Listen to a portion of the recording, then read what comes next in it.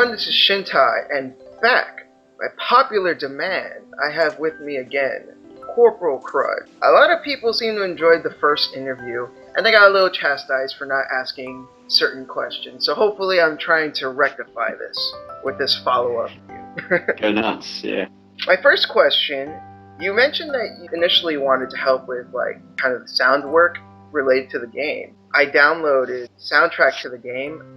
I recommend everyone download that. It's really good. You can download it on the site. But I noticed that as one of the contributing artists, your name popped up a few times. Would you like to talk about that? It did? I'm actually a bit surprised there, to be honest. I haven't actually looked at the enigmatic box of sound. I just looked it up then, so I'm going to download that now.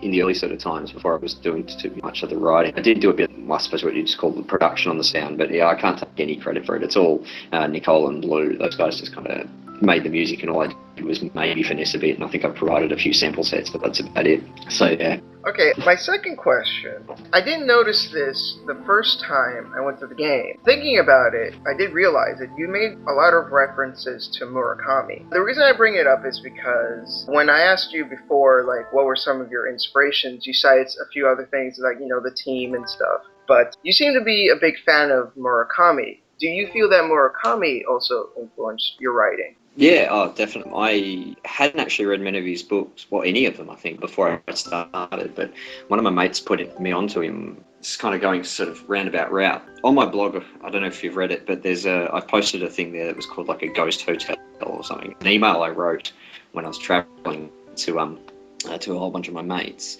and it was describing this hotel, and I stayed in with another friend, and we were absolutely certain that it was haunted. So I sent this email back to everyone that was at home, and kind of saying, if I make it through the night, send a searching party because we've been eaten by a ghost. One of my friends read that email, and it was in my usual kind of floral bullshitty style. He read the email and he's cracking himself laughing, and he said, "You should really read this guy Murakami, read his work, because it's pretty similar to what you were just describing then. He was using the same tone and everything else." So I thought, okay, fair enough. The first part, the anchor points for Dance Dance Dance are actually a bit of a haunted hotel. So that was the kind of first one I went for, and because that was the first Murakami book I read, and then he influenced a lot of my writing after that. But that was kind of the book that I put in there. So that's why Hanako is reading Dance Dance Dance in the library, is because I stayed in a haunted hotel. And, I nearly got eaten by a 90-year-old Japanese guy who was in a bath or something. I don't know, these things happen. This is why you don't go travelling and drinking. I'm a very skeptical guy. I don't think no amount of drinking would make me believe in ghosts can eat. Neither would I. I wouldn't think that before then. No, it was funny because the mate and I, the two of us over there, probably the most radical atheists that you'd find on the planet. But yeah, you watch enough horror movies and... You watch enough and logic and reason goes out the door. Exactly. After that, because there was a lot of reading involved, and I did a lot of reading during the writing, really changed the way I was writing and helped me clarify a few things.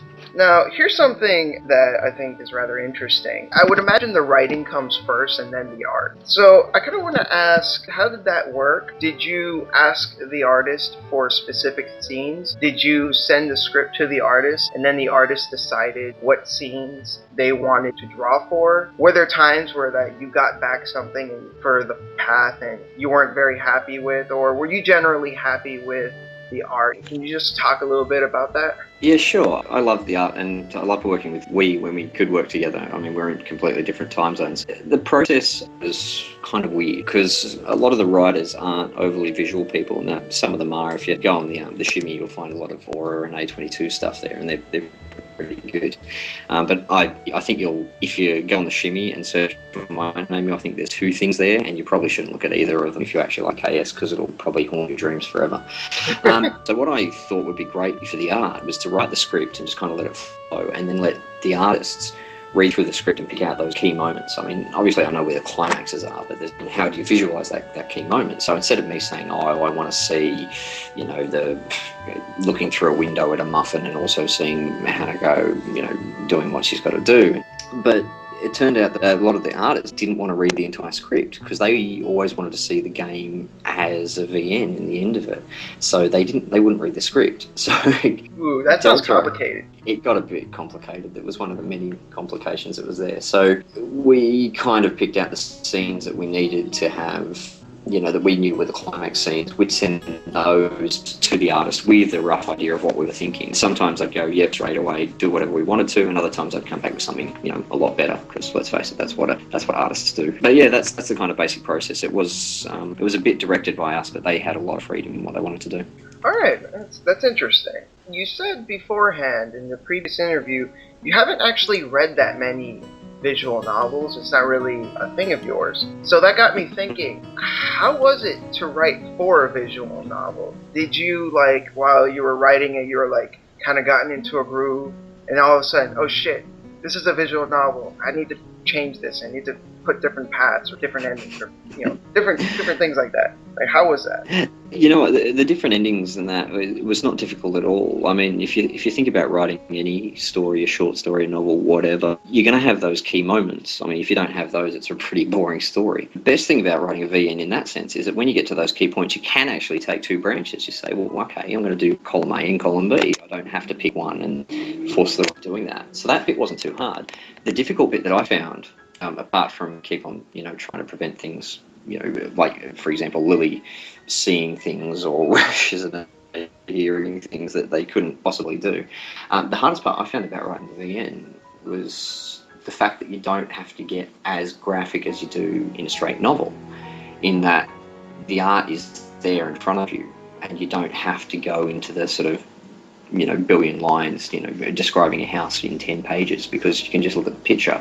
It gets a bit redundant. So the hard part about writing the VN was not putting in enough detail and not making it engaging, but putting in too much detail to make the art redundant. So now I'm going to throw you a softball question before we jump into some of the more difficult ones. Before I ask you about video games, so this time I'm going to ask you about anime. You liked Higurashi, so other than that, are there any other animes that you're really into? Not necessarily inspired you during KS, but just, animes that you like in general. It's actually been a while since I've watched any TV of any kind. Hey, I'm right there with you. I don't really watch TV much either. Mate, I like Katanagatari. The Katanagatari. That was a good one. I mean, I used to swear by Kitty Grade, and then I realised that was a dumb thing to do. Never heard of it. Yeah, never. Yeah, don't. It's massive fan service craziness. I used to be into Love Hina, and that was fan service up the ass. Yeah, it was. Yeah, I like that one too. I feel like I'm the only one. Nah, it was. It's a kind of good entry level one, I think, Love Hina. No, so XL Saga, I like that. I didn't like Kuni Kuni Poemi that came out after that. Black Lagoon, that was good. I'm actually interested in checking that one out. They use a speedboat to take out a helicopter. A speedboat fires a torpedo into a helicopter, and it's like, epic. Yeah, I was hooked. Yeah, that's epic. Completely impossible, but epic. It doesn't need to be possible, it's anime. Exactly. More the sort of futuristic stuff like, your Macross. Either that or the completely quirky stuff like Arakawa Under the Bridge, XL Saga, that kind of stuff. Occasionally, when you get bored, the things like the shuffles and the love hangers, kind of slightly comedic. But actually tried Shuffle once, and I did not like it. I tried watching the first episode, and I was just not having it. A couple of parts there are not so great. I like the Asa part. Yeah, I'll agree that not all of it's great. And it did remind me just then of something that is actually quite worthwhile. School Rumble. All the School Rumble. I've seen a few episodes of that. That was actually really funny. I really enjoyed that. School Rumble is fantastic. One anime that everyone's gonna like, regardless of or the otaku or whatever we want to call them. Show someone School Rumble and they'll wet themselves laughing. It's kind of guaranteed. So, if you want a safe one to show your friends or start them out, then that's a good one. Yeah, I'd say there's a few anime that are just able to be enjoyed by everyone, like School Rumble, and I think Clannad also is one that pretty much everyone can enjoy. Yeah, you could probably go down that path. Now it's time for some slightly harder-hitting questions. You wrote the initial draft for the Hanako path, and then Suriko, I believe, came in and finished up for you. How do you feel about the final draft? Are you happy with how Hanako's path came out? Do you feel that if you stuck with the project, that it would have turned out better? Or are you really satisfied with how it came out? I actually don't think I could have done better, simply because, if you keep on writing yourself, at one point you're going to kind of say, yeah, okay, I'm satisfied with that and leave it. What happened with the Hanako path is that I kind of put the structure there and said, look, here's the bare bones and everything else, and then I had to leave the project. And then when Suriko and they went in, they kind of took the same structure, the fat in there, and made it pretty much awesome. I think I could have done that by myself because I wouldn't have been motivated enough to make it. Whereas those guys are kind of looking at a path there. They've just got the skeleton as opposed to what I thought was the complete path. And then they've fleshed it out and made it the path that you guys are reading. And yeah, I enjoyed it too. So yeah, that's what I think of the final path type of how it came out there. Now, here's a question I'm really interested in. Are you the kind of person that is really concrete about canon? Do you have a very rigid, this is canon, I don't care what you think, this is it? Or are you more like, I don't really care, people can interpret it how they want? I'm just going to say both, because in the beginning project, obviously trying to tie everyone together and get the story down pat and actually define it, you have to be so spot on with that kind of stuff and say, okay, no, it's going to be this school, it's going to have this many rooms, this many dorms, all that type of crap. And that's where canon, from our side of things, from the creative side, actually makes a lot of sense, because it means that all of us can go off in our own little way and be in different time zones and not have to check every single word that each one of us is writing to make sure it's all going to line up.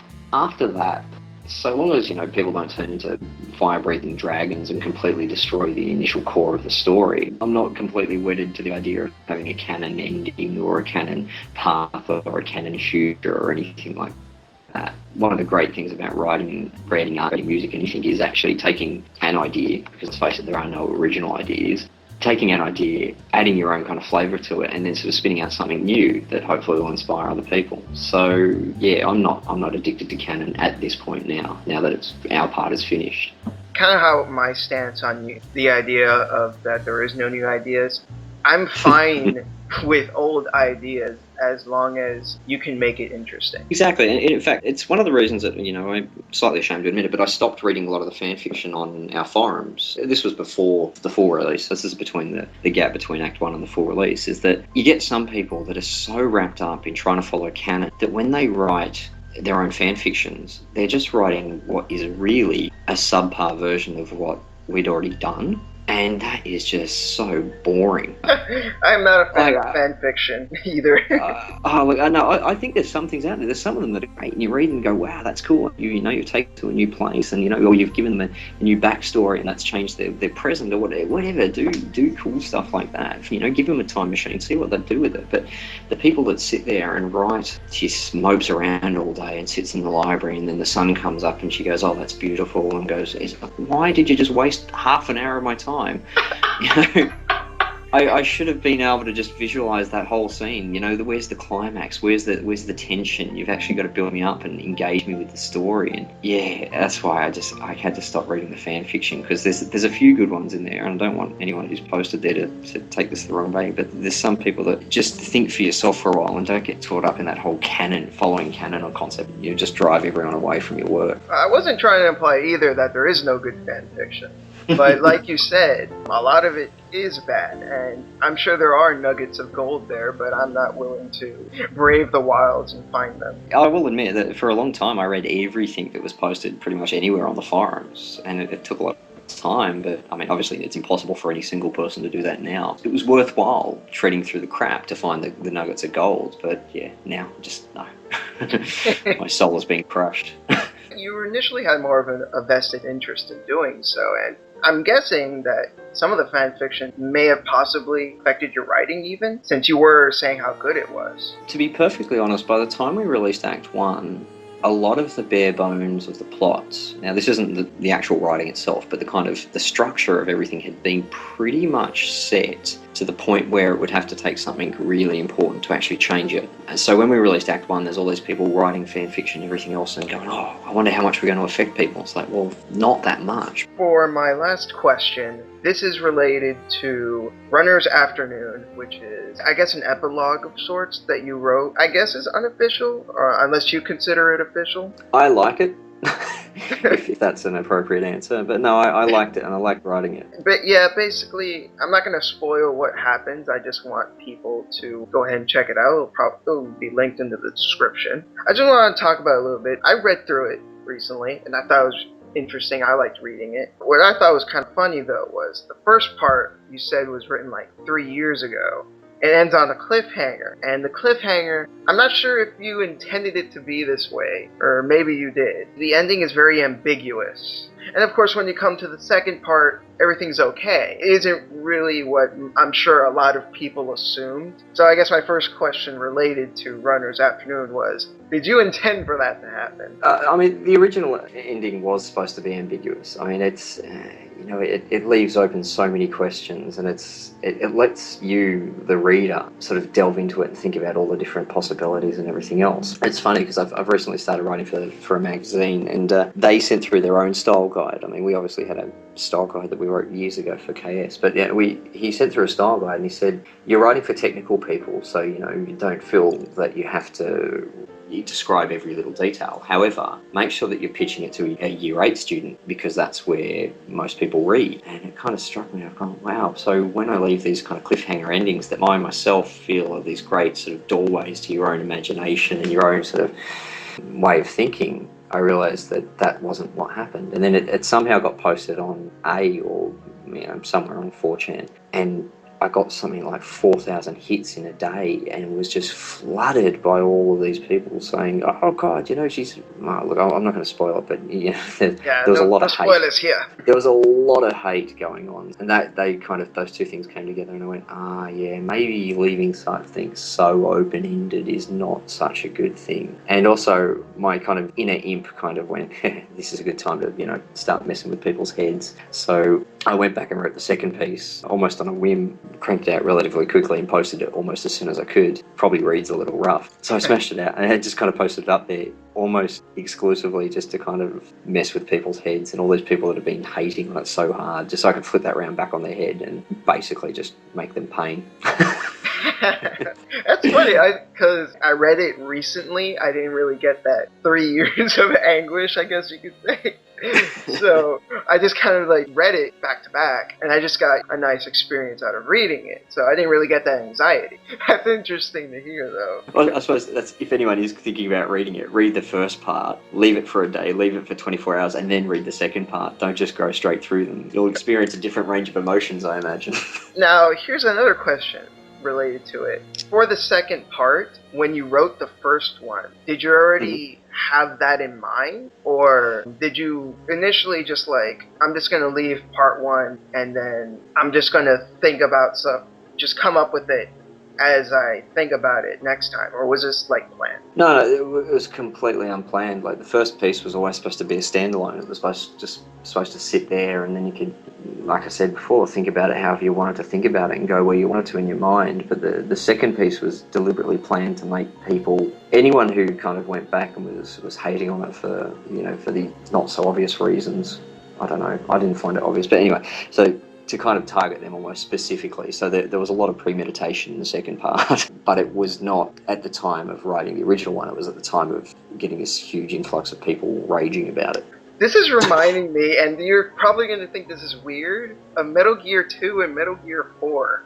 Because everyone hated Metal Gear 2 because of how different things, but also because it was open-ended. By the end of the game, you were questioning whether anything was even real. And then the fourth one ties everything up, made people happier. Although I have my complaints with 4, that's a totally different subject. I just think that's kind of interesting. What's your take on that? It's funny because people were never actually satisfied, really. You leave something open-ended and you kind of leave those questions there, like Inception. Because, that's the same thing, I don't want to spoil that, but it's, unrelated to the topics. But yeah, you get to the end and you have that whole kind of what happens feeling. But if they'd ended it, then you'd have the whole thing, you'd have half the people that go, oh, the great ending, and the other people go, oh, that's shit. You've got all this tension about how it actually did end. And like you just said then, you've got this game series was left open-ended and everyone hated it. So the designers have probably done the same thing. They've gone, okay, fine, look, just shut up. We'll end it. We'll give you the ending that you wanted. And then when you get the ending, some people go, oh, great, and they feel relieved, and the other people hate it even more.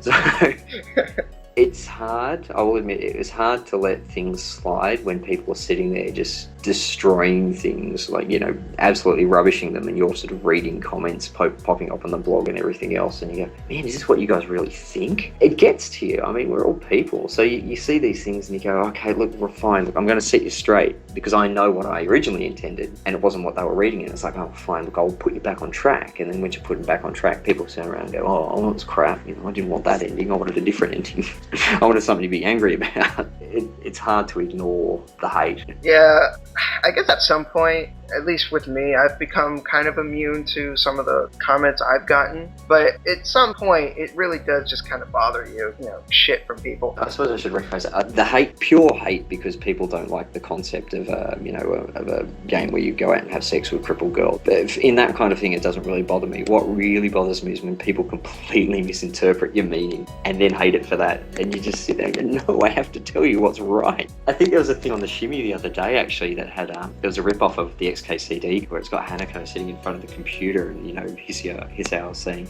oh, come to bed. And she goes, no, I can't. There's somebody wrong on the internet. And I saw that and I thought, if anyone had ever actually met me, then that would just be so much funnier, because it's exactly what I'm like. If there's someone that's wrong because they've interpreted it the wrong way, I just have to put them straight. I know how you feel. Hating things because of pure hate, that's fair enough. Having your own opinion's fine, but having the wrong opinion is just... Yes, being misrepresented is just one of the most infuriating things. Isn't it ever? I think that's it for now. Do you have any final words to say? Not really. I'm just scanning the original interview to see if there's any questions in the comments there, but I think you've probably got most of them. If not, then, I'll just assume that I'll post it after we did this. We'll say we did it like 3 weeks ago. No, I'm really excited about the reaction that we've got, and I'm loving all the stories that are coming through. When you read these people that have had, life-changing experiences from reading KS, and even though I kind of pulled out 80% of the way through or whatever, I still feel kind of really cool that all of that's happened. And I feel really good also that people are still paying attention to it, and I'm pretty sure that they will for a while. I'm not quite sure if it's going to go any further from here, but that's cool. But so I just kind of wanted to say thanks to everyone. It's made me feel cool again in this sense. It's made me like KS again after a period of, basically a long hiatus. So thanks, and thanks for the interviews, because they're good fun. It's good to have a laugh. I'm glad you're having fun. I'm having fun with them too. Oh, good. And I want to thank you for writing the Hanako path, because honestly, no homo, it was the only path that actually made me cry. Oh, that's good. I like making people cry. When I read people have cried over something that I've written, I just, suddenly run around laughing, and I think I get powered up or something. So yeah, continue to cry. It's awesome. I will continue crying manly tears. But yeah, I think a lot of that, all credit has to go to Suriko for polishing it. I can only really claim the skeletons. He's the one that kind of crafted everything else onto it, like the muscles and the supple breasts and whatever else you want to think about what gets crafted on the skeletons. But thank you, it does feel awesome. I just want to say, when you said that everyone who's played the game, their minds flash back to the Hanako H scene. See, that's what the tie-in's all about. Thank you so much for appearing on your review, man. Everyone, please download the game. And like I mentioned before, download the soundtrack as well. And when you're done with Hanako's Path, read Runner's Afternoon. And you might want to take his advice on reading the first part, leaving it for a day, and then reading the second part. You might get a different reaction out of it than I did. It'd be interesting, that's for sure. Take it easy, Cool. everyone. See ya.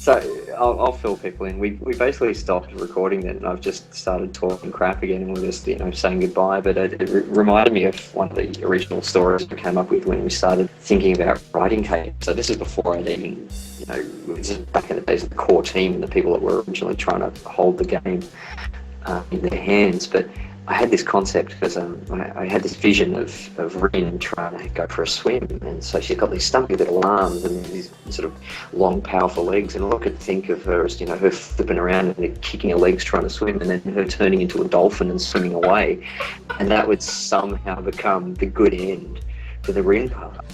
Yeah, I've probably just shattered a whole bunch of people's dreams, but that was where my mindset was 5.5 years ago when we started doing this stuff. So to get from there to something that's actually made people cry manly tears is a long journey. So that's probably just my sense of humour passing through there. Holy shit!